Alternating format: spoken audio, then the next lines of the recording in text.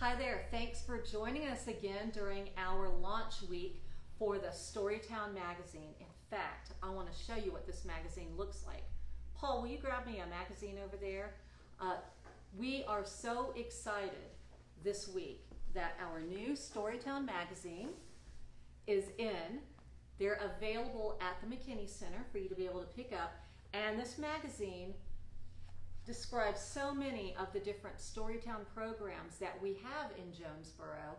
And this is going to be a new annual publication that highlights our youth program, our annual play, our play at the Senior Center, the one act that we do there, the story collecting training sessions, the youth program film classes, the writers groups, the radio shows, the storytellers. There's a lot involved. A lot that can fit in this magazine that's got lots of fabulous pictures that you can see of the different people that are working on our program. So today we're going to kick off our launch day event with somebody from the Writers Brigade. Now, for the past several years, we have had a writers group at the McKinney Center, and we meet every other Thursday throughout the year, and people bring in their stories or poetry, magazine essays, different pieces that they're working on. Some of the pieces in Storytown projects, like the radio show. And I've invited Elizabeth Hunter to join us today to kind of talk about what it's been like to be in the Writers Brigade, and also to have some of the work that she's workshopped with us published. So welcome, Elizabeth. So when did you first join the writers group at the McKinney Center? Oh, about 2-3 years ago. What are some of the things that you've done there that you find especially helpful in your work, in your own personal work, when you bring your pieces in? I think the great part about the writers group is having the feedback from other writers, and for them to be able to say this part isn't working or this needs more attention. Because when you write a piece, you really get pulled into it, and you don't have that objectivity. Yeah, it gives that outside perspective and that clarity. So, what are some pieces that you have brought into workshop that went beyond the walls of the McKinney Center? Well, a lot of them have been used in the radio show, and I've been writing for the radio show for 6 years before the writers group. And then this past summer, something that we workshopped in January was published in Chicken Soup for the Soul and the Magic of Dogs. Tell us about that. It's a story about our dog Finn, who was a rescue from the Washington County Animal Shelter 2 years ago, and his relationship with my daughter, who has disabilities. And Finn has also been on the radio show twice this past year, and will be there a few more times this next year. So. Yeah, we've done a few stories of Finn. Well, Finn is actually one of the characters. So Finn has a voice, and it's portrayed by Calvin Robinson during the radio show. So we love Finn the dog. So talk about going from your first draft into getting published in Chicken Soup for the Soul. I mean, that's pretty big. That's a major publication. They were great to work with. They were very helpful. There was a lot of work and rewriting. There were things that I needed to delve in deeper to and explain more, because like I said, it's so hard to see what needs to be expanded on. So there was rewriting and tweaking, and then of course the editing process with Chicken Soup for the Soul, but that actually turned out to be minimal because we had already done so much in the writers group. So it really just pushed things along and made everything easier for the editor on their end as well for Chicken Soup. As a writer, what's one of the harder things that you face when you're bringing your work in for somebody else to look at for the first time? What's that experience like for you? It's really unnerving. The greatest advice I ever had was to be honest in your work. If you can't be honest with yourself, then your work will never be any good.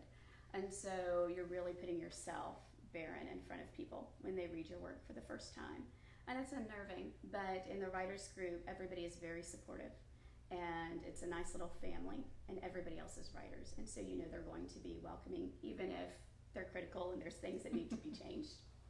I know that your discerning eye has helped a lot of people in the writers group and in their own pieces. Can you think of one of the pieces or one of the people that you have worked with and helped that you made a difference with? I did not realize I was that influential, so thank you. No, but I've enjoyed hearing everybody's stories, and there's so much talent in this area. I just enjoy hearing what everybody comes with. And the stories are, I think, so diverse. I mean, some of them are poetry, and we had a teenager in the group for a while, and she liked the more macabre, scary kinds of things. And you really helped her out by finding avenues for her. Tell us more about what you did with Cammie, working with Cammie. I mean, she had such a great Gothic tint to her writing, and so I just encouraged her to look at more of the classic Gothic authors and then pursue more magazines that are looking for young writers that have a bit of a dark edge, because she is brimming with an abundance of talent. She really is. It really is thrilling to see these different writers that are in different stages of their writing career or just as a hobby come in and be inspired by each other and look at their growth and watch their work. Now, you've had Chicken Soup for the Soul is not your first publication. Tell us a little bit more about some of the work that you've had published, and especially most recently. Last year, I was published in Haynes and Holler from Mountain Gap Books here. And then in their anthology for this year, I'll have 3 works coming out in it. But there's not a current publication date set. I've had some poetry published this year in Lucky Jefferson as well. And then I have some other things that are up at Chicken Soup for the Soul right now that they're reviewing. So, tell us a little bit about the story that was in the Mountain Gap books, because it being the October season right now, it's Haynes and Hollers, so it's ghost stories. So tell us a little bit about the story that they can find in Haynes and Hollers, which is available right now. Yes, so Singing Sally is a local lore about a nice haunting at a local hole, Sally's Hole, which is over in Irwin. And it's just a nice, eerie story about a local haunt not too far from here. And I don't want to say too much more because it's a nice short story and I don't want to ruin the ending. So especially if people like local stories or Appalachian ghost stories, this would be a book. Oh yes, it's just local. The whole book is a local tale of Appalachian, scary stories. And if you like to support local writers and local publishers and local books, Haynes and Hollers is a great book to pick up, especially right now, especially if you love ghost stories and especially if you love them a little bit local. You can find Haynes and Hollers on Amazon, and you can also find it in some of the local bookstores around here. It might even be available at the Jonesboro Visitor Center as well. Elizabeth, do you have any parting guidance or words to give to up-and-coming writers who either might want to get involved in the writers group or just things that you've learned along the way? Again, the best advice I was ever given was to be honest with yourself, which is the hardest thing to do with writing, and get together with other writers. The writers group is a great place to do it. My dad came last year and wrote his very first story ever, and shared it with the writers group, which was incredible, I think.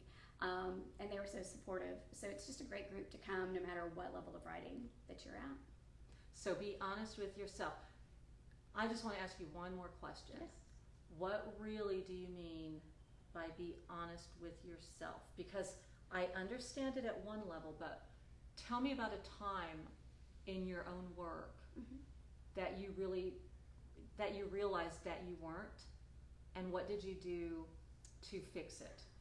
That's hard. I think mostly just going back, I'm very particular with words and which words I use to explain certain things. And so I will go back over and see if the emotions are raw enough. And a lot of times I will have to set something down and put it aside and go back to it if the emotions get too raw and if they're too powerful. Right now the writers group is helping me with a story about someone very close to me who killed themselves, And it took about a month to write. It's a very short story, but it was the honesty and the rawness that took it so long, because just half a sentence sometimes would be too much. And so that's one of those things where you have to be honest with yourself. And even though it's been 15 years since the incident, I couldn't write it beforehand because I didn't have that courage to be honest with what had happened. So thanks. And it does take courage to write, and it does take courage to put your work out there in front of others, but that's what distinguishes a writer from somebody who's just thinking about doing it. So thanks so much for being a part of Storytown and having your story, sharing your stories. I know that we've told some of your family stories on the radio show, as well as Finn. So you can hear Elizabeth on the Storytown podcast. Well, not Elizabeth herself, but you can hear her writing in several episodes on the Storytown podcast. That's available wherever you listen to Storytowns. It's on Apple, iHeart, Spotify. You can also get it on your desktop at storytown.simplecast.com. Thanks, Elizabeth. And up next, I've got some of our incredible story collectors. I mean, how do we get all the stories for the radio show, for the plays, and everything else? We have really wonderfully gifted story collectors who go out, they sit down, they listen to people from the community, and I'm not going to tell you anymore because I'm going to let them tell it. Before I invite them to the seats, I'm going to say goodbye to Elizabeth, and I'm also going to, we're being really careful here, I'm going to let her keep her 6 feet and leave, and then I'm going to sanitize the seats, and maybe you can just play a little music in your head for just a moment while I fix the space up so that it's ready for our next guests. All right, Nancy and Paul, could you please come and join us? And then they're coming, Nancy and Paul are coming, and I'm going to let them sit and move over here.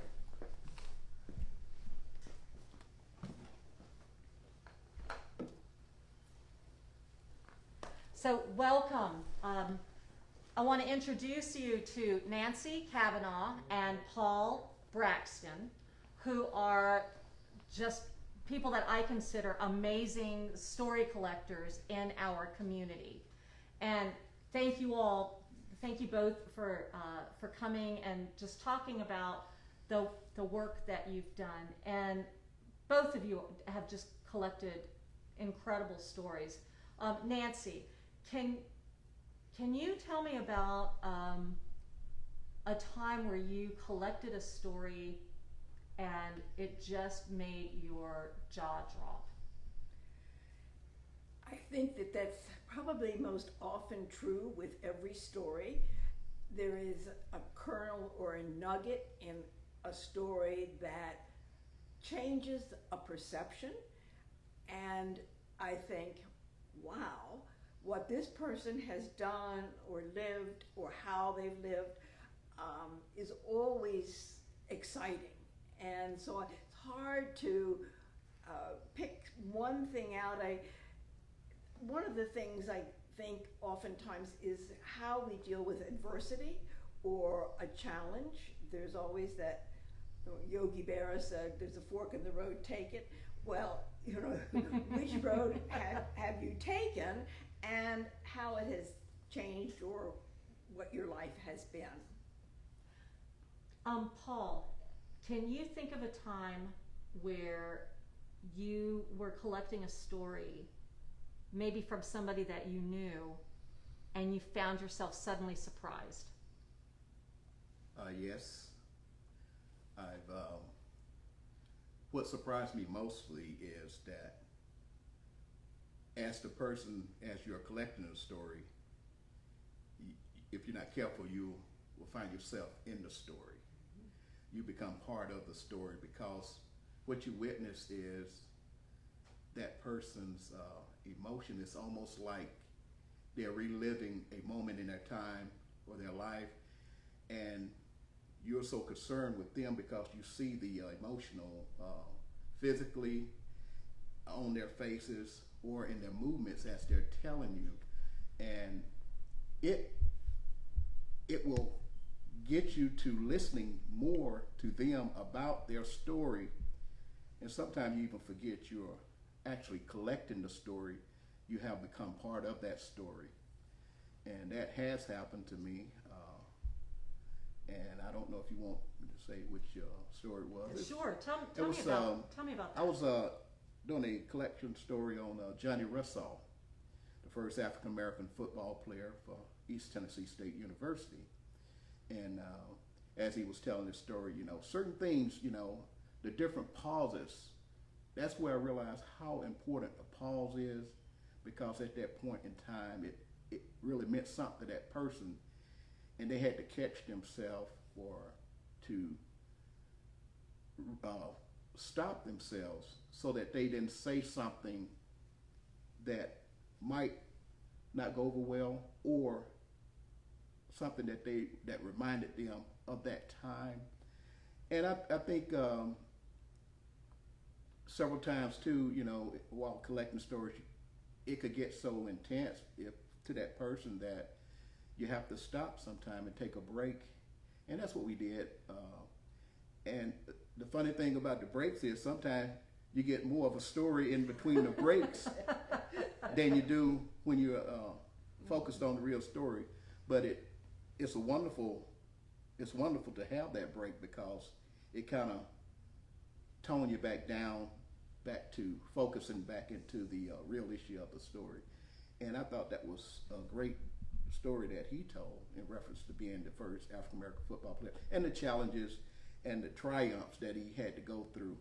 But when you know someone and you look back, you could see the time that they was coming through, and now you see them, and you see that they have the different things that they have overcome, or the different things that they have, the challenges that they have faced. Then it has become, it just encourages you, and to me, that's really the power of collecting and also telling stories from the various means, through the movie, through the plays, through the radio shows and stuff like that. Telling the story, it's more about, to me, it's more or less a relationship. You establish a great relationship with that person, because you get to know a little bit more about that person that you probably didn't know, even though you know that person. But then you realize that there's more to this person than just what you see on a daily basis. And that's what really grabs me, is the emotional effect of a person telling the story and you receiving the story, but it also causes the emotion in you to also be activated. Wow. Nancy, have you experienced something like that as well?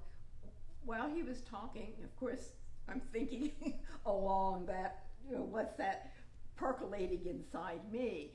And one of the things, I think, when I see a person whom I've interviewed long after, I know there's a story there.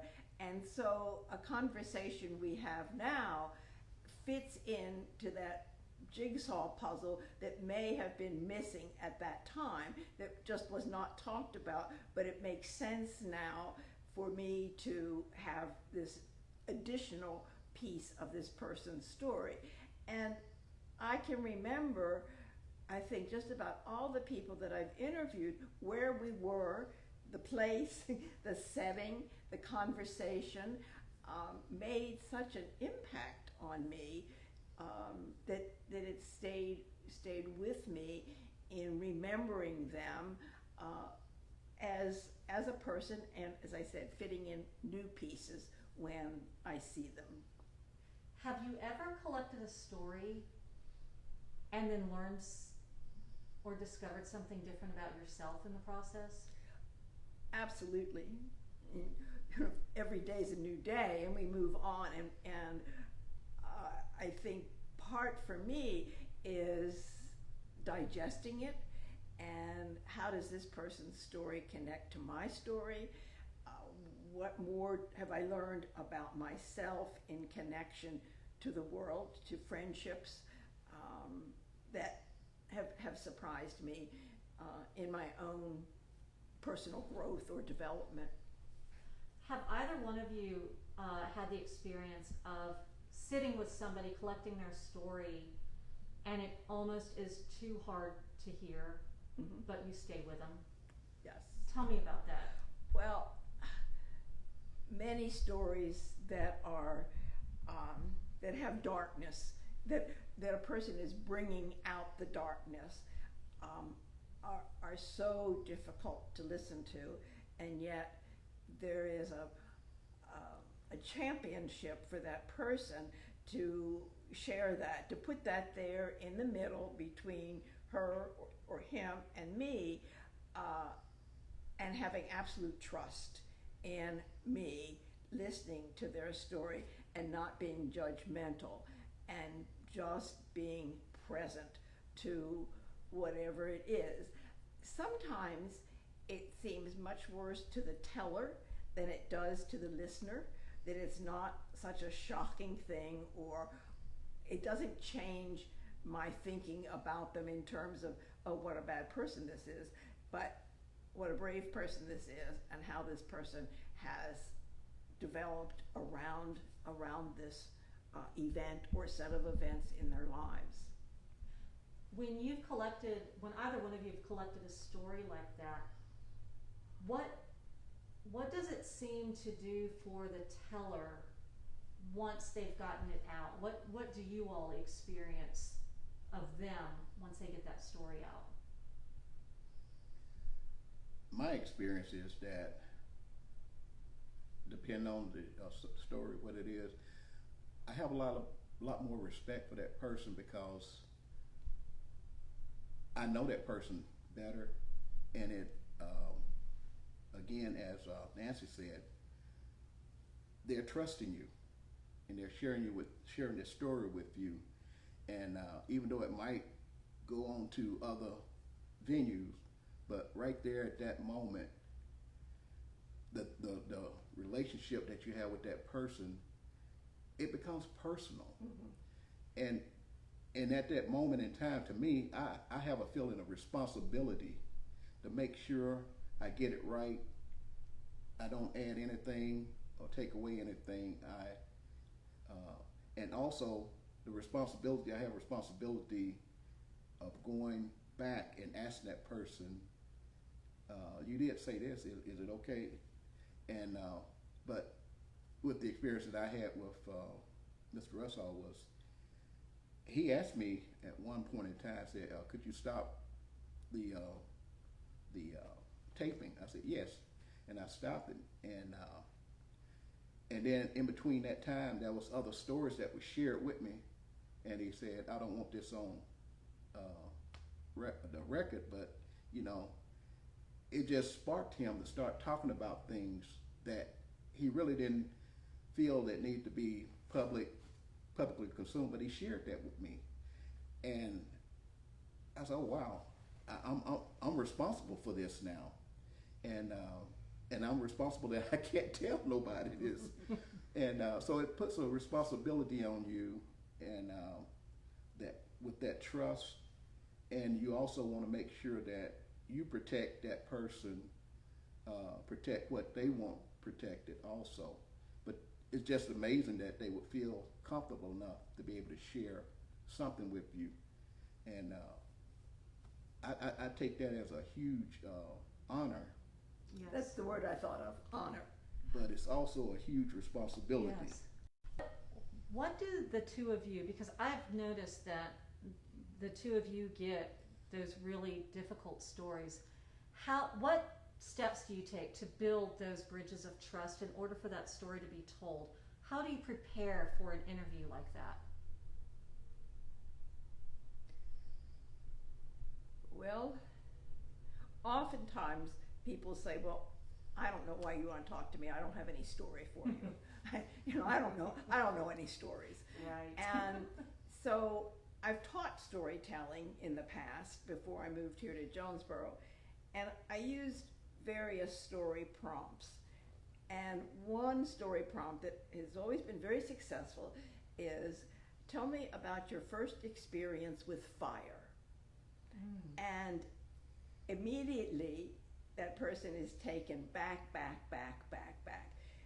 much more so than what did you do in first grade, Right. kind of thing. And it's that kind of easy entry into their life.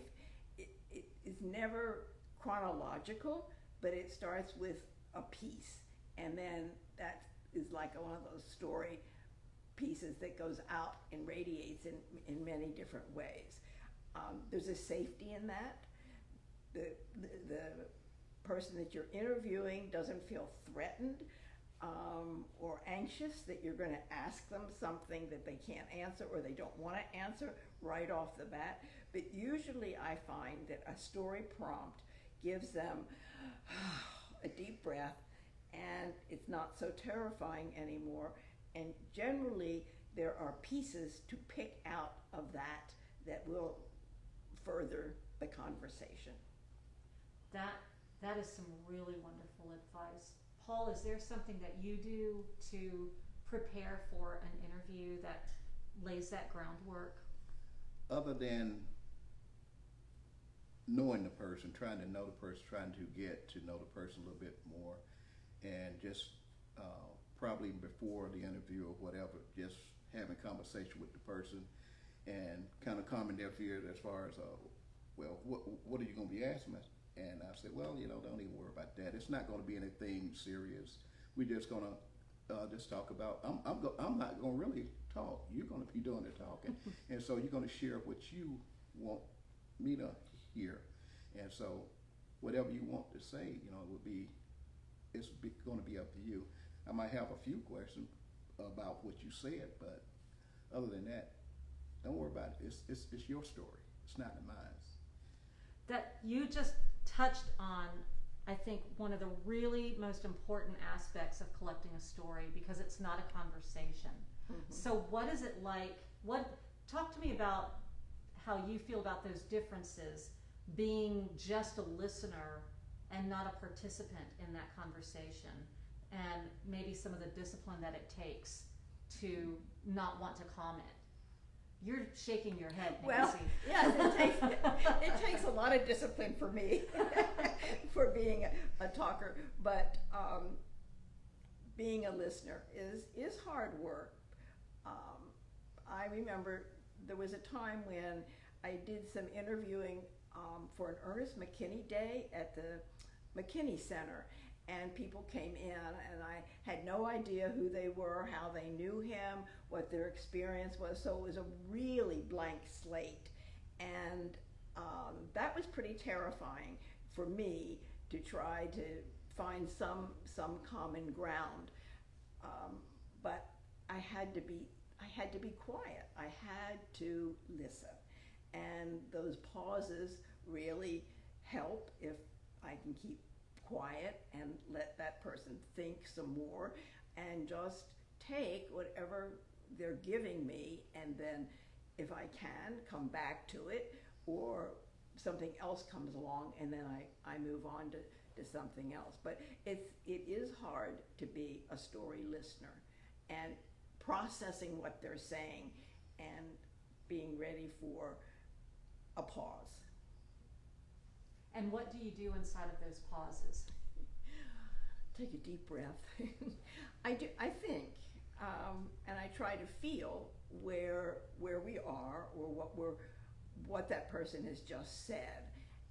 Not just the impact on me, but the impact on themselves. They've said something about their lives that they may not have thought about for a fair amount of time, and so it may be a surprise to them that causes them to pause and roll the script back to that period of time. And so allowing that to happen is, for me, very important to see where we're going to go next. Yes. And what about you, Paul? Well, for me, I'm a conversationalist. I like to talk, and so when listening to someone, I have to remind myself, I have to respect what they say, what they're doing, what they're going through, the emotionals and everything. But really, I'm the type of person, you know, we're in normal conversation, and I like conversation, and I would say, you know, my big thing is saying, what? You know, if it's something really exciting, you know, and I'm ready to say, well, how, you know, but it's just more or less about controlling yourself, reminding yourself that you're a listener. You're not a talker now, you're a listener. And that is what you have to do, you know. And afterwards, you know, and that's one thing about it too, you always know that there's time afterwards that if that person still would like to go a little bit more in detail with that particular story or incident, then you will have that time. And if that person don't want to share that, then you have you are to respect that too as a storyteller. And I think that's especially hard when we're so used to waiting for our chance to talk. But when you're gathering a story, you're just there for them. You're there to listen to them. Is there a story? I mean, when people ask me what's your favorite, you know, play you've ever written, or what's the favorite story you've ever collected, and of course, it's all of them. And there are some really memorable ones through the years that I can, you know, maybe count out of, you know, the hundreds that I've done, 5 or so that stick out. Are there one or two interviews that you all have done through the years that has stayed with you, that you just carried with you afterwards? That's a tough question, because pieces of stories stay with me. Not necessarily their whole story, but some segment of the story that's been shared. I remember with great clarity, and other pieces of it have, you know, fallen away. So I feel like that was the crux of the story. And, you know, for me, a difficult time in early childhood. Not being liked at school, things that would resonate with me as well. I think those are the stories that stay, those pieces of the stories that stay with me. Can you tell me about one of them? Oh gosh. There was a woman that I interviewed who had a very, very difficult childhood. And it was embarrassing. I could see that it was embarrassing for her to talk about it, and I don't really remember how we got into the story, how it came, you know, that piece came. Thank you. That piece came. It's one of those things that doesn't come in sequence, but it is one of those threads that goes off to the side. And she was not liked in elementary school, and she felt that she wasn't liked. And I'm always asking, is it, you know, how much of that is true? But it's the truth that she lives with, and how in later years she found that was really became a strength for her to be able to accept not being well liked, but finding a place for herself in the world that was a good place, and went on to do really wonderful things that she never imagined that she would be able to do when she was a little girl and had not been accepted into the play groups and those kinds of things. That she is a person who is quite singular and a loner, but she felt that experience taught her about surviving and thriving in that world. Thanks. Mm-hmm. Paul, is there a story that you collected that you just couldn't shake, that stayed with you, that you carried with you after the interview? Well, the story, I would say, it wasn't the story, it was the information that was gathered or that was talked about that wasn't part of the story.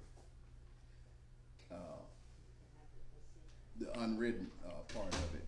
Mm-hmm. Those are the stories. That was the story that stayed with me. But out of that, it was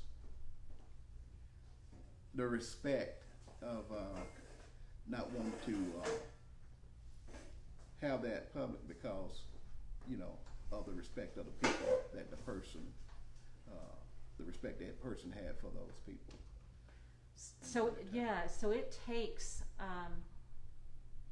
a lot of discipline to not go out and talk about the things that you decide to keep confidential. What is it about you both that you're able to build that bridge of trust, and people tell you, turn off the recorder, but I got to tell you something. Talk to me about that experience, and what does it mean to you to be that person that they're able to trust? What does it do for you as that person? Well, it is a burden as well as an honor, and it's like carrying a load of logs or carrying something that is sharing a secret. And that's hard work. And you mentioned it early on when you were interviewing Johnny, that he didn't want you to record a particular piece, but he wanted to share it. And as you found, as I think, that it fit with the rest of the story that he had to share, but it was not something to be publicized. But it's very honoring to be given that treasure, whatever the treasure is. Have you, Nancy, I'm trying to remember because there's so many stories that are coming. Have you collected a story that ended up on stage? A couple, but I don't remember which ones. Yeah, there have been so many.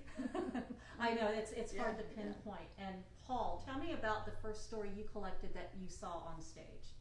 That was Johnny Russaw story, and the way that it was done on stage and everything was very moving because, I'm thinking, okay, I collected this story, and it's not exactly the way that I collected it, but once it hit the stage, it was exactly what I collected, but it looked so much different because not only did you have the actual dialogue going, but you have the emotional effect too. And the one of the most moving things was being able to do the story and not only have the actors going through the story, but at the end having Mr. Johnny Russaw come in and sing at the end of that particular scene. And most nights it was not a dry eye in the house because of the fact that, we're talking about Johnny Russaw, almost everybody knows him. And when he comes out and sings, 90% of the audience knows him, 10% don't, but they know him after that. And not only that, it also created another story within the actors and the performers on stage.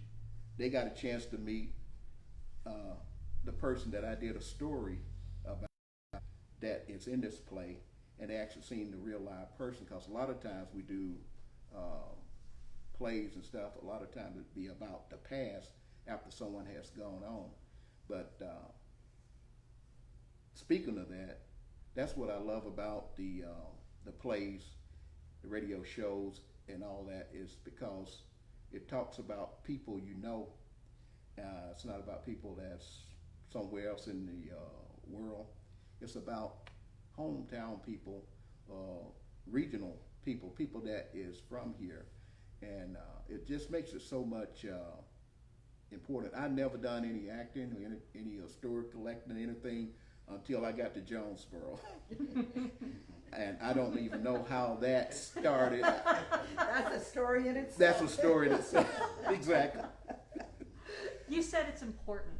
I'd like to hear from both of you, just as we wind up here. Why is it important to collect stories from ordinary people from your community?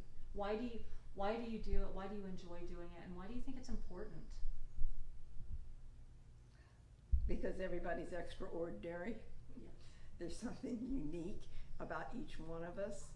And part of what Paul was saying about seeing the story that he collected being performed, it's a person has birthed the story with me, and then I've had to let it go as well to then be performed, to be interpreted by another group of people or a writer, and think, well, they saw it somewhat differently, and that's always fascinating to me, to see that new perspective of what someone, the writer, has seen as being very important that was not so important to me. That is interesting. It's just as you said, somebody's whole story might not stay with you, but aspects of it did. And it's amazing how one person's story can touch so many people in so many different ways, where different parts of their story speak to other different people. And Paul, you said it, it's important. Why do you think, or why do you feel, maybe it's not even having to do with thinking, why do you feel it's important? What do you experience when you're playing somebody that you know on stage? What do you think it does for you and the community? Well, first of all, it's a lot of pressure. Because, as we were just now talking, I realized that I was also playing a part in the play. I was playing Johnny Russaw in the play, the story that I collected. And Mr. Russaw is in the play also as he comes on. And it's just it was a lot of pressure, but it was a lot of gratitude afterwards when, he shakes your hand and he shows love to everybody and appreciative to what we've done, and it just really does y'all good. But I think one of the main things too about doing plays about local people and stuff like this, we are a community, and we see each other every day. Sometimes we pass by each other all the time. It's just like so many people here in Jonesboro, I would have never had an opportunity to meet had it not been for the venue that's provided through storytelling, story collecting, the radio show, the plays, and all of that. And now it's almost like growing up back home where we lived in a community and everybody knew everyone. No matter where you was at, you knew that person. But now it's almost like that here, because the local shops, everybody. Somebody from the local shop is probably part of the production in JRTC or the storytelling, somewhere connected. And I was listening to Bob when he was talking about the community, how they was looking for volunteers, and the whole community had become volunteers to be able to support the storytelling festival. And I think that's what all of the different venues does. It creates a relationship, an intentional relationship that you can't get away from. And when you have that many people together like that, you're going to have those side conversations where you don't have no other choice but to come together and form some sort of relationship with one another. And that's what I think is so important about storytelling, because it creates relationships, it creates community, it creates community involvement, and it also lets you know who people are. If I don't know you, then I might not trust you.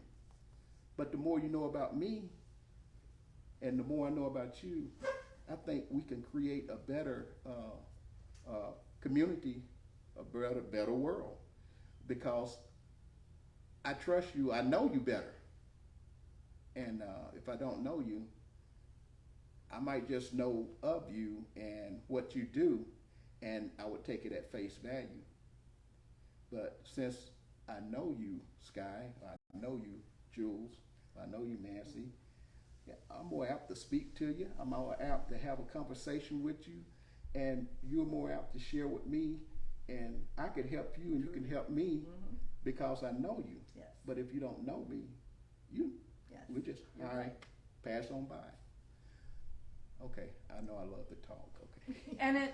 And what Paul just said is really at the heart of what they do, and how we get to know each person one by one is what they do is they sit down and they collect those stories one by one, and then those stories go out and out and out and are magnified. But it starts with people like this who have the courage to sit down with somebody one-on-one and have the discipline and the heart to listen to that story and then hold the responsibility to be the keeper of that story. Thank you, Nancy, and thank you, Paul, for being such an important part of our Story Brigade collecting stories. Now, you've heard them talk about a couple of people that they have collected stories from, and I'm really excited that we've got some of those folks that are right here. The next people that we're going to talk to are actual storytellers who provided stories to the Storytown program that have ended up on stage, both on radio and on our main stage in our annual Storytown production. So again, thank you, Paul. Thank you, Nancy, so much. And as they leave with 6 feet between them and me here, I'm going to once again go into the space and start getting things cleared up and sanitized for everybody. And prepare for our next guests. And I'm going to get some fresh waters here. And I'd like to now ask Pastor Vincent Dial and Johnny Russaw, who Paul was just speaking about, the first African American football player at ETSU, to come and share their experience of being storytellers with this program.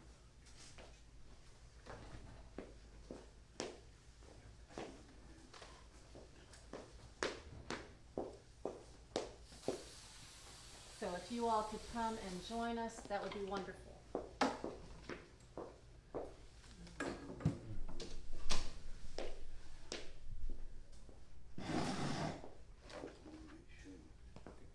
And if you would, if you feel comfortable, you can remove your mask, and we are all 6 feet apart, and Pastor Dial, would you like to come in and join us? Yes.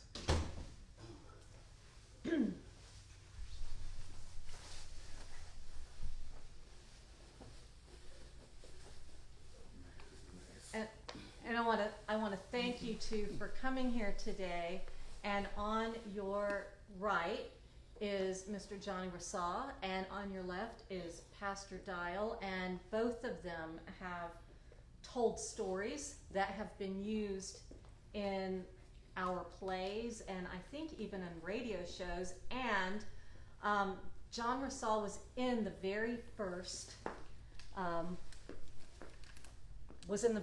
I Am Home play.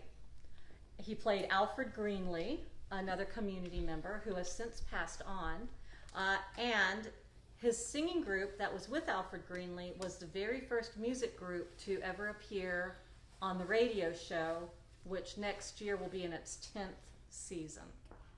And Pastor Dial is pastor of Bethel Christian Church. That's right here on Depot Street. Mm-hmm. And so thank you all both for coming in today. I would like to, I'm just filled with gratitude, first of all. I'd love to hear from both of you about the experience of not only sharing your story with someone, but then seeing it performed on stage. So, you're shaking your head, John. Let's start with what it was like to tell that story. Paul was talking about the experience of what it was to hear that story. Could you tell us a little bit about what it was like, just one-on-one, sharing that story? Yeah, I thought it was very interesting, and it sort of, when the story was told, I was listening to Brother Paul, he said how he got it together. It sort of takes you back to where you got started. You know, I looked at Ron Hill and his youth. I looked at him when he come out there in the ETSU uniform, Southern Conference, and it just took me back, because I know in anything, when you try to do something, you try to do your best. So you go back to your beginnings on things like that. You know, I come up humble beginnings like everybody else, and I'm quite sure Pastor Dow and all of us experience certain things when you come up. And basically, you come up in the black world. You never know that sometimes that you were going to be, or I never knew that I'd ever be involved, say, with East Tennessee State, because back then it was basically you lived over here in Carver, and everything else happened around Johnson City, and it was just those times. So I guess I was at the time where a change was going to come, sort of like that song says, a change is going to come, and really didn't want to go to East Tennessee State University, and that might be odd for you to hear, because basically I was more interested in the black colleges, and some of the black colleges had known about me, and when it come to me, it's sort of like a shock. When my coach come and approach me, I worked as a lifeguard in the summertime at Carver, and he approached me and one day, and he said, Mr. John, he called all of us Mr. He said, the coaches at East Tennessee State have come to me, and they have talked to me and want to offer you a full scholarship. My heart dropped, you know, because, you know, like I'm this young guy, and I know what's going around. I know what the issues are today and what's happening. And, you know, he said, you got the summer to think about. So I thought about it, and he kept telling me, you know, you're going to make a difference. You're going to be a trailblazer. And back then I didn't understand exactly what trailblazer meant. You know, I mean, I know what, you look at TV, trailblazers and all that.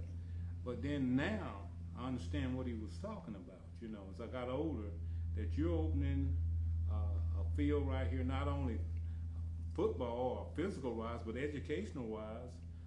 You're getting ready to go into something that's going to help not only the community, but it'll be all around, you know, just like Pastor Dow when he comes in, stuff like he comes in. So, you know, that stuff registered me later on. And to see, back to your question, how Ron Hill and Paul portrayed that, it sort of set me back in that mind frame of how I come up and exceeded in sports, that I was offered that scholarship. It could have been somebody else, but it was me. And to go and graduate, play 4 years of football, get approached by pro teams, you know, through mail and come by and talk. I know my freshman year, I was approached by Dallas, and they thought I was a junior, and I said, no, I'm a freshman. So they couldn't talk to me. And of course, I never went to the NFL like Pastor Dow did right here.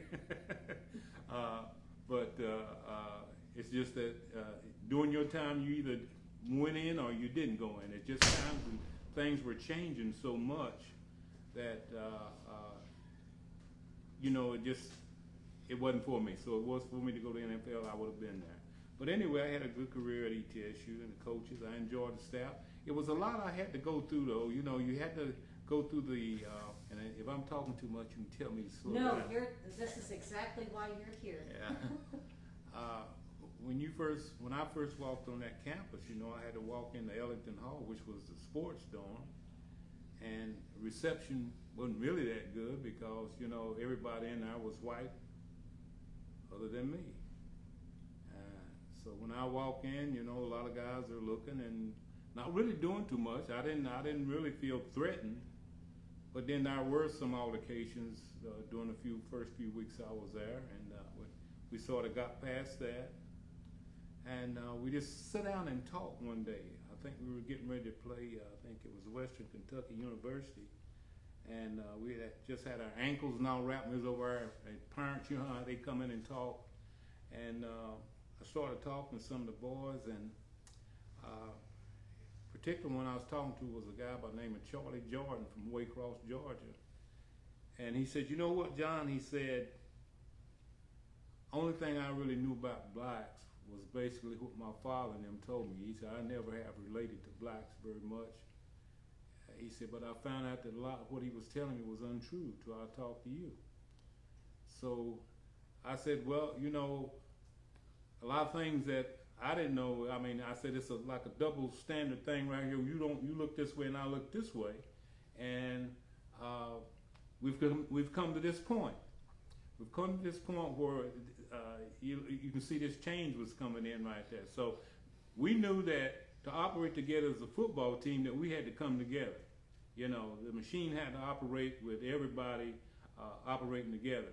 If you break that down and you're out there feeling one way and I'm feeling one way, it just don't work. So that's the reason I said educational wise, football wise, or whatever, you know, it just was a thing that was opening up everything. But I enjoyed my experience once it got through and went on, and then other blacks started coming, and the places that you go where they really didn't want you to come in the stadium, like over in Charleston, South Carolina. Got water thrown on me over in Charleston, South Carolina. And now look at the Citadel, and it's just blacks everywhere on the team over there. You know, but that just goes to show you, change was going to come, you know. But I didn't know that at the time.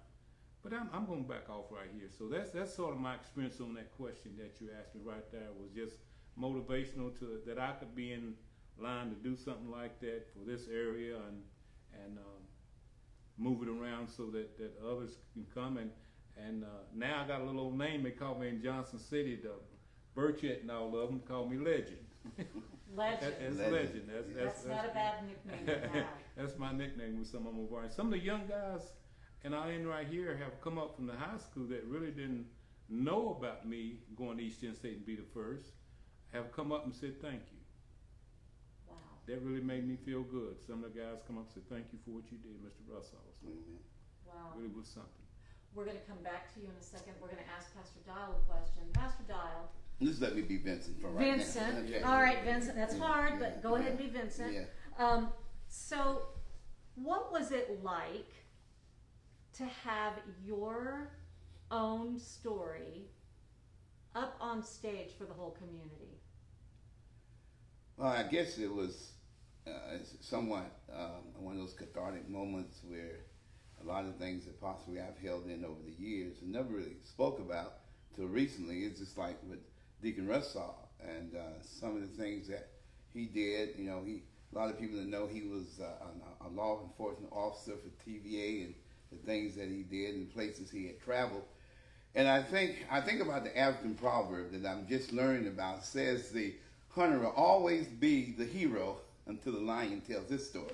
So I figure like we are the lions and we telling our stories now, because in a sense there was always the hunter telling the story, and there were so many people. I think about my mother. I think about Deacon Russaw's grandmother, one of the true heroes of the Johnson City African American community. My mother in Columbia, South Carolina. I think people see us now. She passed recently, and they say, "Oh, your mom did so much," things we didn't know about. So I think this is talking about change is coming. This is a part of that change, telling those stories, and to see that story portrayed on stage. I can reflect back to my first days going up the steps into Carver Elementary School. I was 4.5 years old, starting first grade. So, and hear my mother, always say that things that you can do. I remember one of the teachers, saying to my mother, "I think you may have some retardation." That's how they referred to it back then with learning disabilities. And so, you know, to have that told and people to understand, but I don't know if you can really have the full impact of what it's like until someone, my mother, I remember the response, I say I'm remembering, but I could hear her saying, no, he's not retarded. He has a speech impediment. My mother was a speech pathologist before it even became a term. So, but to see that portrayed and happening on stage, it basically brought some sense of resolve, you know, for that to be worthy enough to be a part of the stories that were told during the play. Thank you. And just refresh our minds. It was about you, who is the pastor of Bethel Christian, had a speech impediment and you wouldn't even speak. Right. So tell our viewers just a little bit about that story, and then how it was resolved. Well, when I was growing up, as I can remember now, people would mock the way, especially my playmates coming up. And I didn't realize it then that I had this impediment, you know, that my words were always this kind of indistinguishable.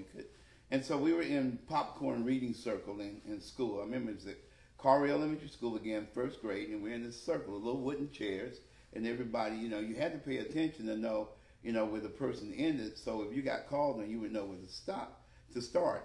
And that happened, and I'll never forget. It got to me, and I had to read, and the kids started laughing at me and everything. I remember going home telling my mother, I never want to go back to school again.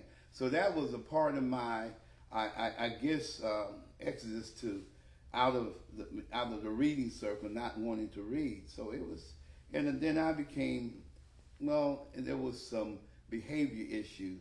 I became the class comedian, you know, because rather than them laughing about me and laughing at me, they'll laugh with me. I can make people laugh. Mm-hmm. But that's not what I was going to school for, as my mother and father would often remind me in their own special way. So, and then when the teacher told my mother, I think Vincent, you know, he's got the retardation, you may have to put him in a special school. And my mother said, no, he's not retarded. He says he just has a problem with his speech right now. As a matter of fact, I can understand every word that he said, and she could. You know, she was not exaggerating that point. So, and then as things went on, I'll never forget Vacation Bible School. I had a recitation. I had to do this recitation about Vacation Bible School, the biblical character I learned, we were told about doing Vacation Bible School. And my mother she went over, and then one day she just took the paper from me. She says, now I want you to say it, you know, without having the paper in front of you. And she worked on my diction and what have you. So we had the Vacation Bible School program.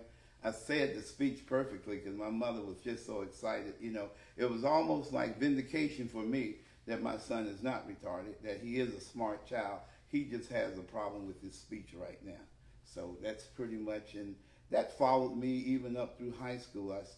And there are shadows of it that will sometimes appear when I'm speaking. So I have to slow, as Deacon Russaw would tell you, sometimes I just have to slow myself down. Yeah.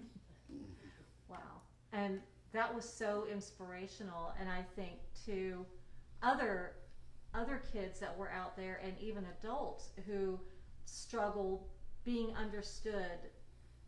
It's really about communication, and we all communicate differently. And because you were communicating differently, your teacher thought there was something wrong with you. And it was so important, and I thank you so much for allowing that story to be told on stage. And you got to play your older self, but you also had a younger version of yourself. What was it like to see your story played out by actors, by the young actor who played you?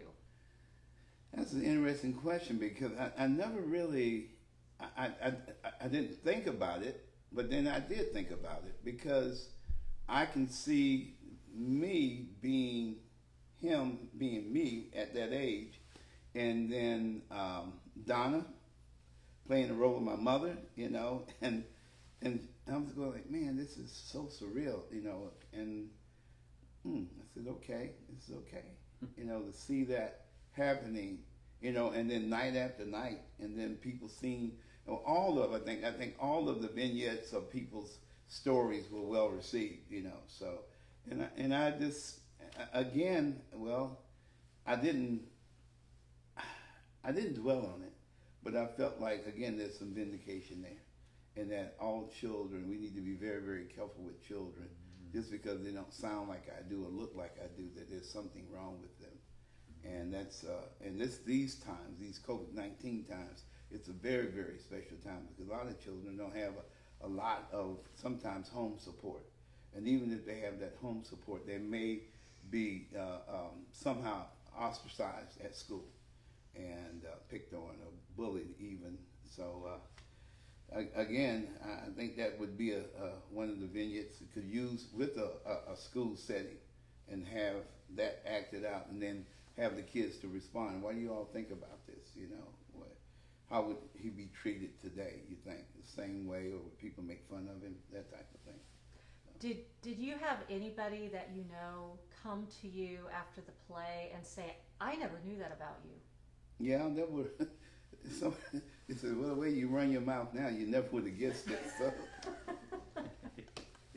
And I'm have to be very transparent because I laugh at myself all the time. Deacon Russaw, we get together, and he's quite the comedian too.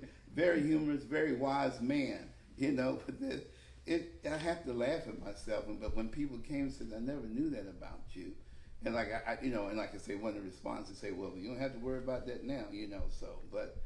Yeah, and there were some apologies, you know. Well, I'm sorry that happened to you, and people should have known better. But during that time in the middle 50s, you know, the early 60s, there was so much that we did not know about personality development, character building, because like being the first and one of the, maybe the only person of color on a football team, you know, and having to go into these strange cities or places that we never had been before.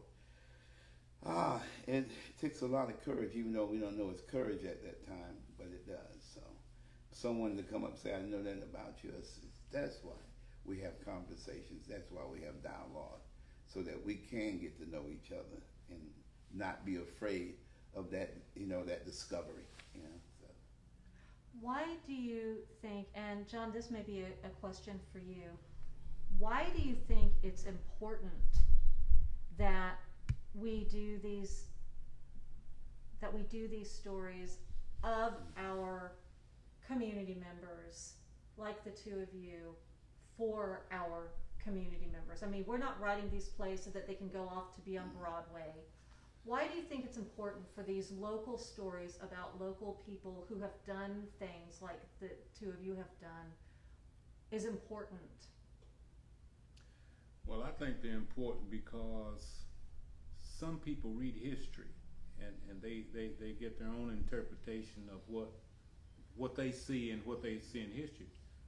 But you know, history is really not complete sometimes because some of the pages are missing. And so when you come in and you talk to someone like Vincent and I that have witnessed these things and can come up and give you actual experience and tell you about them, then you get a better perception about what really went on at the time, because we really witnessed it, you know. And I've talked to, I'm going to call him Pastor Dow right now because I don't get used to calling him Vincent. We've known each other since Jefferson City. You know, I worked in Jefferson City. He was going to Carson Newman, and then he went on to the NFL from Carson Newman to Kansas City Chiefs. But then you talk to me and you talk to Pastor Dow about these things. I think you get back to where you have portrayed these stories and put them out to the public, and now we're sitting here talking about them one-on-one. You get a little bit more about what's going on than in the play. So, you know, I think we could go on about certain things that need to be brought out so people will know that you really did go through these things, that this really did happen, you know. So sometimes it's sort of like a fantasy to some people. You know, my kids say, did you really do that, Dad? Or was you really do that? Well, I know Vidal says something. Well, my daddy must be a little important. They called him for different things sometimes, you know. They're young.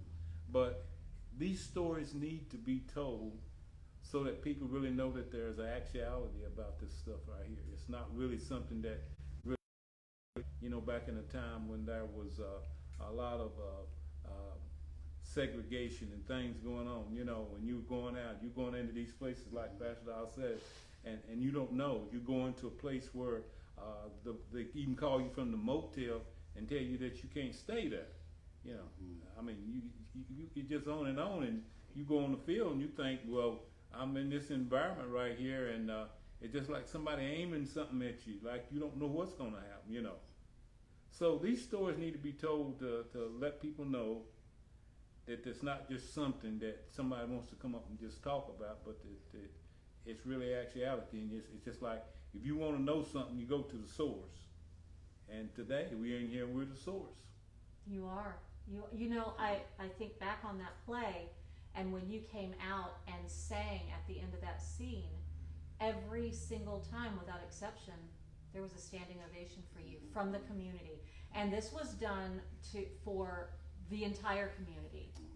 It wasn't part of Black History Month. It wasn't part of it. This was the whole community, standing up and applauding you. And I want to ask you one other thing. There were a lot of kids that were in that show, a lot of young boys especially. What did it mean to you personally to know that they were not just out in the audience, but there in the cast, rehearsing it, acting it, embodying it? What was it like for you to know that was happening? Well, I know it takes time to get into it like that. The scenes, Brother Paul was into it, working with how they got it together, and I was sitting watching this. It just shows that, to me, that when someone really believes in something, like Ronquillo and Paul and Mr. Barner that was in our, played Coach Chrisman, that they really took a little bit more into it once they knew that it was actual story. And matter of fact, Mr. Bonner come up and talked to me afterwards, and he didn't know certain things, so that might help him get in it a little bit more, And it was really, I sat down and listened to all this, and I said, wow, this is really something, And they really got into it. I liked how Ronquillo comes out, and it just goes right over into his life. He's an excellent ball player. Educational-wise, he's an excellent student. He got the Rome Scholar. That's right. Mm-hmm. So it's just a motivational thing for me to watch how they carried it out. They did it the best of their knowledge, and I think when, like you said, there's a lot of people in the audience, and it sort of got emotional to me when people come back and talk to you behind the stage and want to shake your hand, and maybe somebody didn't really in the past didn't think too much about it. Like I said, I talked to some of the players, and we sit down and talk. So there are stories out there that just like mine and Brother Vincent right here, Pastor Dow, that need to be told, that people need to know, not just for accolades for me, but there are things that really did happen, and we're the locals in this area that got to tell them for Jonesboro. And thank you so much for allowing your story to be told and for being a part of it and just sharing yourself with us. And he was also one of the very first actors in the I Am Home play, the very first original I Am Home play. And Pastor Dial, so let's talk a little bit about football for you. Tell us a little bit about your football experience. Can I just share a short story right quick? Please do. That's why you're here. And this is one that really, it comes back and it's very poignant to a degree. My brother and I, with my grandmother, we were in the Greyhound bus station in downtown Columbia. And at that time, Jim Crow was very much still enforced. And there was the white water fountain and the colored water fountain. So my brother said, let's drink out of the white water fountain. And, he said, because he could talk better than I could. I was about 3 or 4. He said, "Yeah, we might turn white. We don't know." But anyway, we're drinking from the white water fountain, and we were thinking great things were about to happen. Well, here comes this guy. Kind of reminds you of Barney Fife. He wasn't yelling citizens arrest. He says, he used the N-word, "Get away from that water fountain." And he was going to call the police to take us down to headquarters because we had violated white privilege, I guess. But anyway, but to make this story short, my grandmother, she took us and said, "Look, you need to know this." And on one placard it says colored, and another placard, it was big white placard with black bordering on it. It says white, whites only, and it's always that whites only over here colored, But the other ones would say whites only entrance. And I tell somebody, this is what's unique about this. This is a reading lesson that my grandmother taught me. She had about a 4th grade education, but was a brilliant woman. She taught me how to be able to read the words colored and white. That's one of my first reading lessons that I've never forgotten. And those type of things stuck with me. I remember my mother, who was very much a civil rights warrior, even though her names are not in any books, but she would not patronize physicians who had colored and white entrances, or any business that had that. So that's a story that I think has been had a great impact on me. Now, as far as football is concerned, well, I started playing sandlot football. I'm quite sure, just as Deacon Russaw, we all started out playing. That was insanity. I mean, truly insanity. No pads, no helmets, but the tackling was just as severe as the ones you see now with helmets and stuff. All people came away with broken bones, teeth missing, maybe torn ligaments. We didn't know. Just tape them up, you put some ice on it, not even that. And so that was introduction to this. And I say, this is for idiots. I'm not going to do this. My brother, so every year, and then I went to school, St. Martin, then it became Blessed Martin. When Martin became a canonized saint, became St. Martin the Porter's School, and it went through grades 1st through 8th grade. And then when I left there, I graduated, and I went to a high school, Cardinal Newman High School. And I went, they didn't have a band program because I wanted to be in the school band, but we didn't have one, so I ended up playing football. Went through that. There was some issues there, race with the adjunct coach we had, and I came to find out, and you're talking about my experience, so I'm going to try to share that, is that I got a lot of questions, and just like Deacon Russaw, to play in post-season honor games, like All-Star games, All-Star East, All-West. And someone asked me, say, why didn't you get chosen for that? Well, I discovered some years later, probably the coach then, who he was involved in some activities that are very questionable about his understanding of race. And it was obvious that these committees never got his coaching recommendations. And even with some of the schools, I was recruited to go to Notre Dame, to Syracuse, to Michigan State, to Clemson, and some other large schools. And but I never, the questionnaires. I remember this. You asked me about my football experiences. I remember we were playing a team, Olympia High School in Columbia. And I remember sitting in this somewhat enclave, this recessed area, just kind of getting my heads together before the game. And this scout came and talked to that same coach about, we're here to see this guy. His name is Vincent, number 40. And here was the coach's response to that. Oh, you don't want to look at him because he's arrogant. He would be a hard student. He'll be a hard player to coach. And I never forget that. I told my brother that very night. So, but anyway, he says, maintain. We went on actually, and then we were at practice one day, and that same coach, and we're making reference to my cousin who played on the opposing team that we were going to be playing that Friday. He calls this guy, his name was Melvin Henry. He said, Melvin, come here. He says, you see that big N over there? That's going to be your blocking assignment. When he said that, all of the African-American players, we just walked off the field. And then some of the white players walked too. But I remember one of the big boosters, his name was Mr. He came out to the house that night. He said, look, you got too many offers.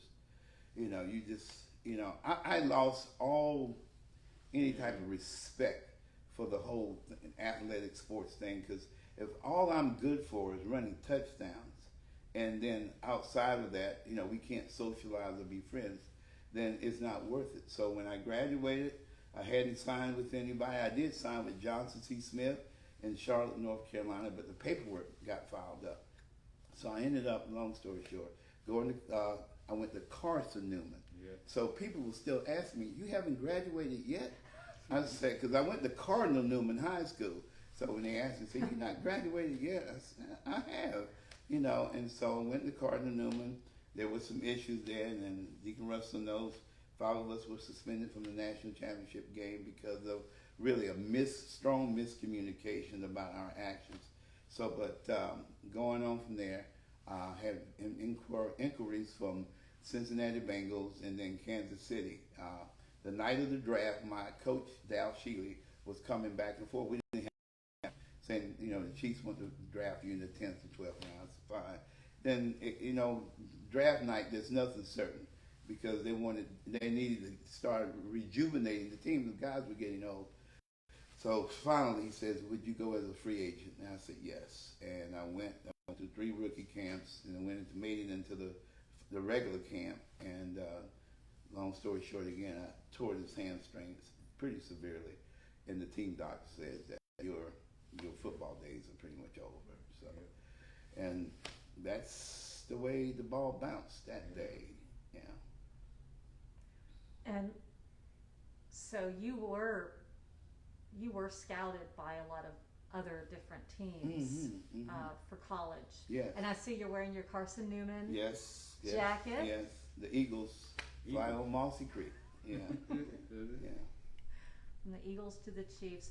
Well, I want to thank you so much for not just for sharing your stories for the play and sharing your stories today, but for being among some of my first friends when I moved here to Jonesboro. And thank you for always being so willing to help and volunteer and really helping with the work of bringing people together through our stories, because of course that's what our mission is. Right.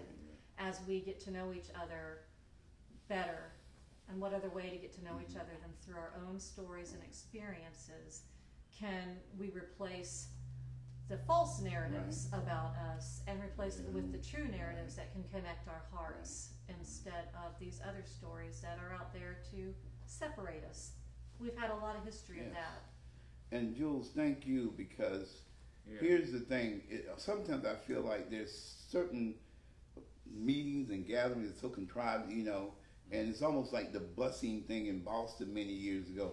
Forced busing. Forced relationships don't work.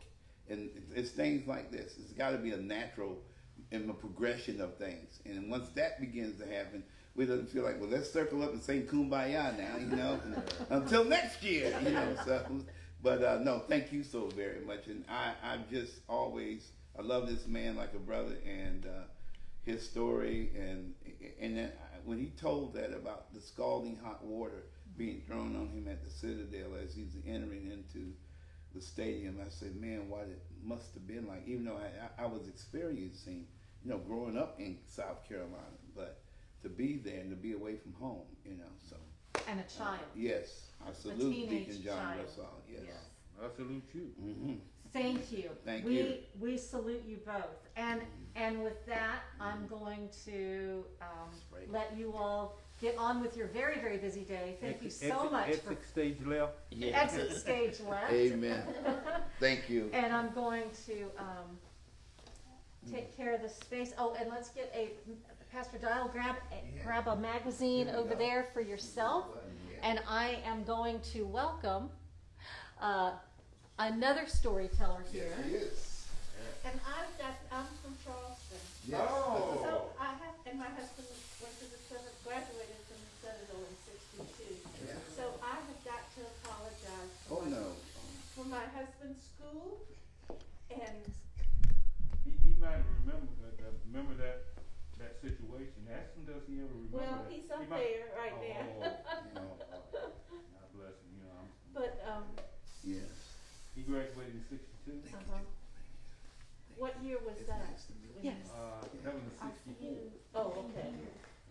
Next Thursday, 6:30. It was just an experience, you know. I had told him, I said, never knew nothing about flying an airplane. I said, let me take the bus, Charles. And they said, no, that we flying over the team, Mr. John. And, well, you know, it just things happen, and I'm quite sure everybody's hearts have changed over the years. Oh, you know it. You know. We have to, especially as we get Well, older. All right, Marcy, I would love to invite you over for the hot seat now. Thank you all again. As we say goodbye to them.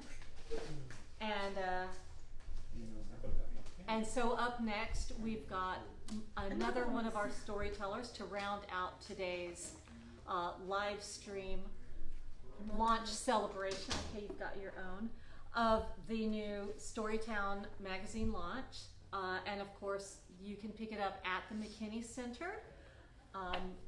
It's there now, and you can get your own copy to hear and to read all about the different Storytown programs that we have, which all start with story. And up next, we've got Marcy, who is a story collector. She's also a storyteller. And Marcy's own story, just like Pastor Dials and Mr. Russaw's stories were in the play, Marcy's was also in the play. And Marcy was an early participant in this Storytown program, but I wanted to hear from you today. What was it like? You have collected stories and you have acted in stories before. What was it like to see your own story on stage and played by somebody else, played by Deb Berger played you, right? So tell us about that experience. It was very humbling. In what ways? Take us into that when that moment, that first time you saw yourself.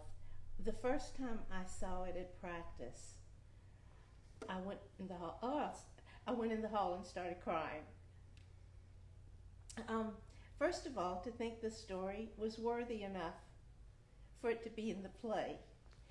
And Deb is, well, I'm 5 feet, all of 5.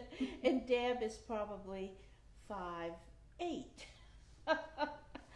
So watching Deb, I thought, oh, that's what it would be like to be tall. But I was just overwhelmed with she and Don's portrayal of my life with my husband, who was my life.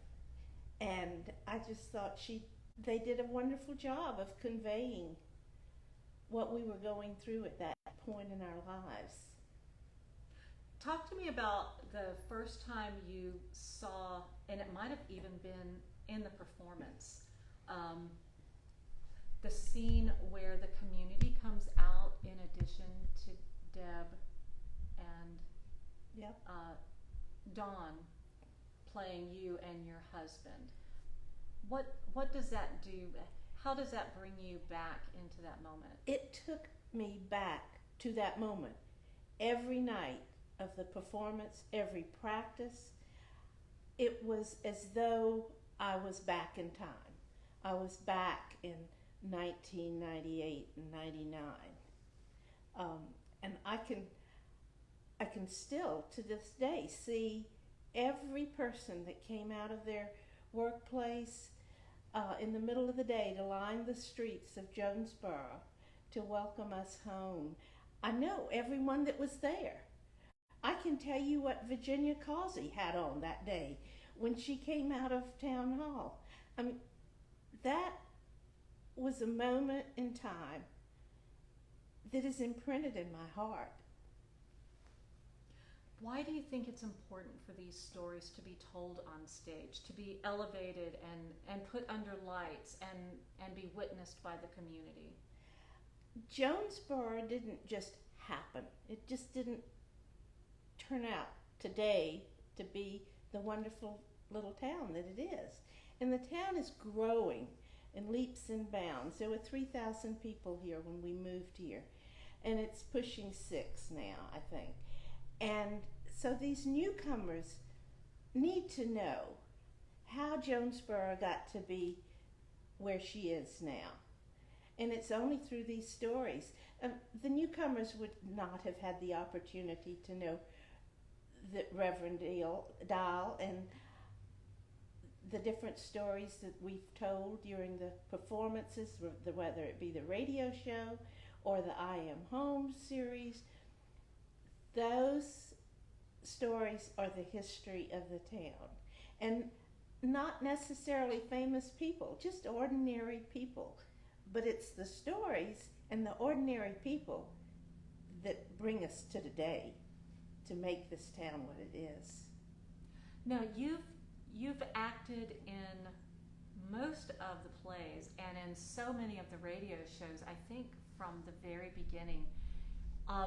In addition to your own story, are there any stories that you've ever either acted in or just watched that stand out to you? Yes. The one that comes to mind right away is Maggie's story.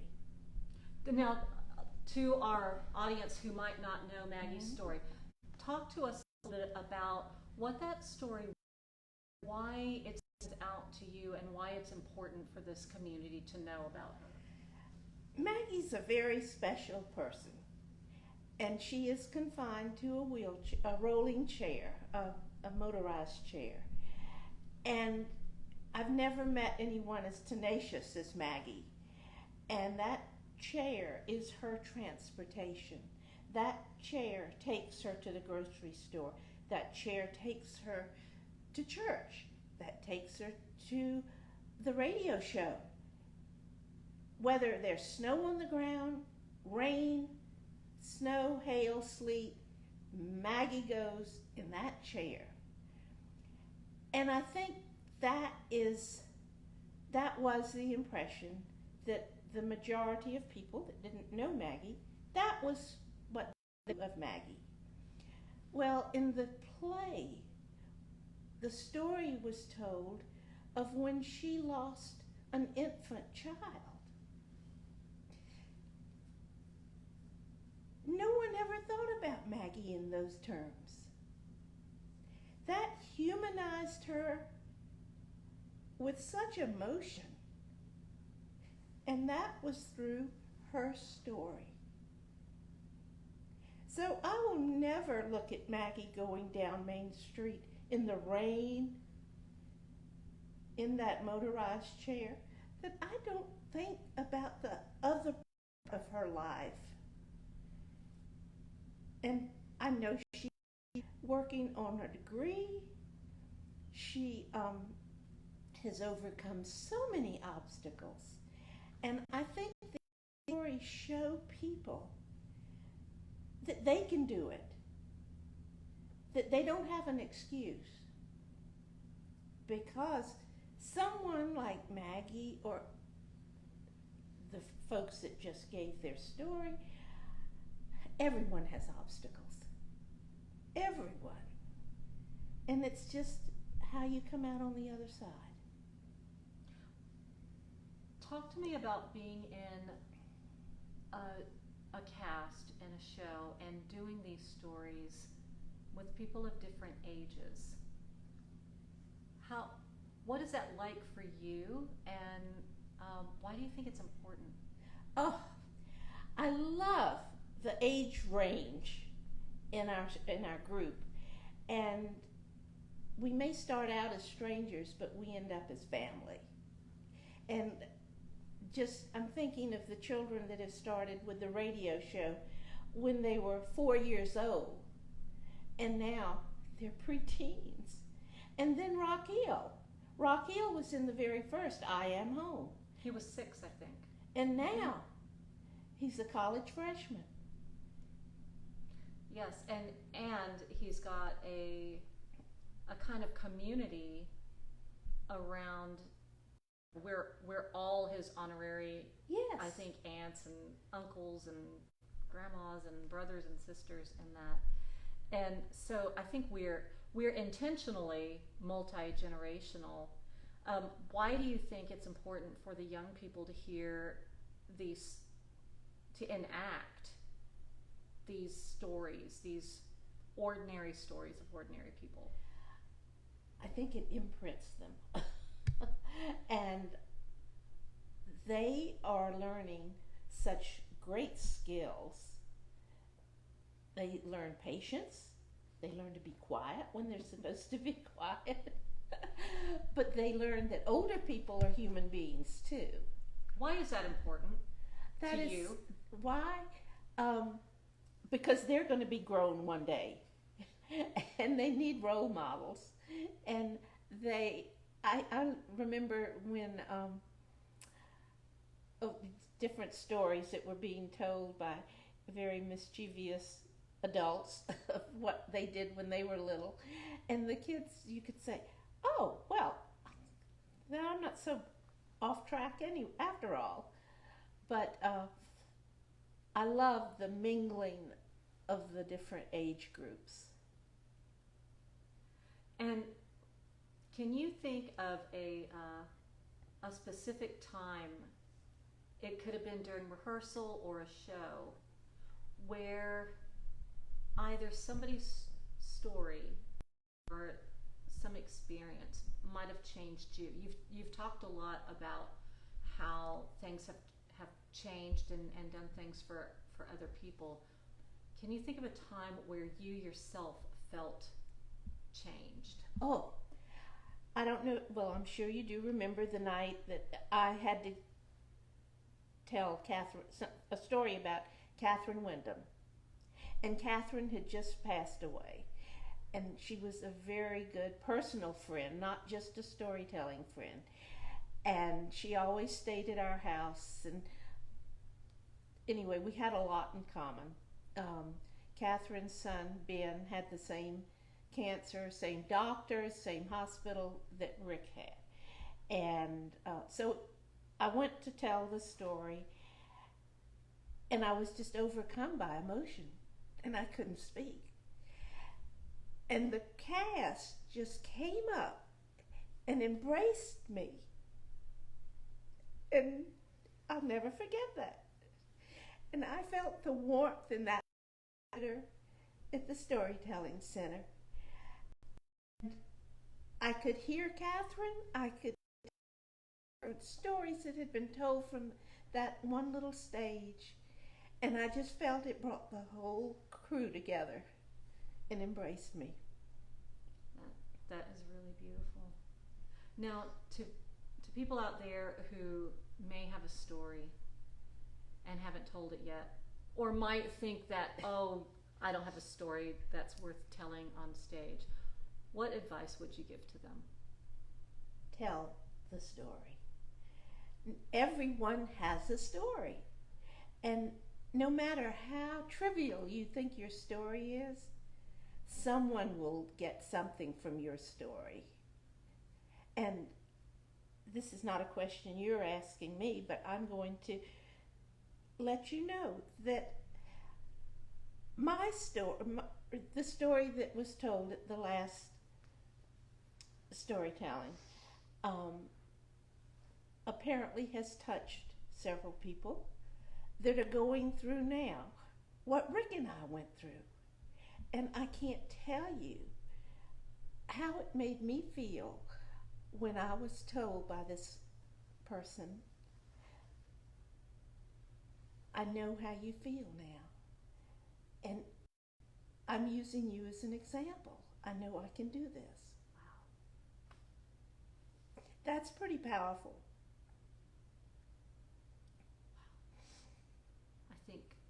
I think we can end there.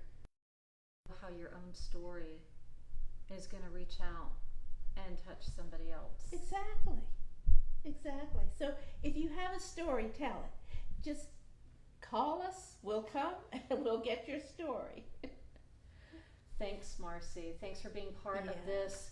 Tomorrow is our final day of our live feed for the launch of the Storytown magazine. If you don't have your copy, you can come by the McKinney Center and pick one up. and it's a highlight of so many of the different Storytown projects. On the back cover, you'll see our film class, and there's also a lot of information in here about the youth program and the film class. And of course, we can't have those representatives right now because they are in school right now, but we do want to know that we thank you also, young filmmakers, and the Storytown youth program. Thanks for joining us today. Thank you, Marcy, for your story and for sharing the story of stories with us. And we'll see you tomorrow at 1 o'clock.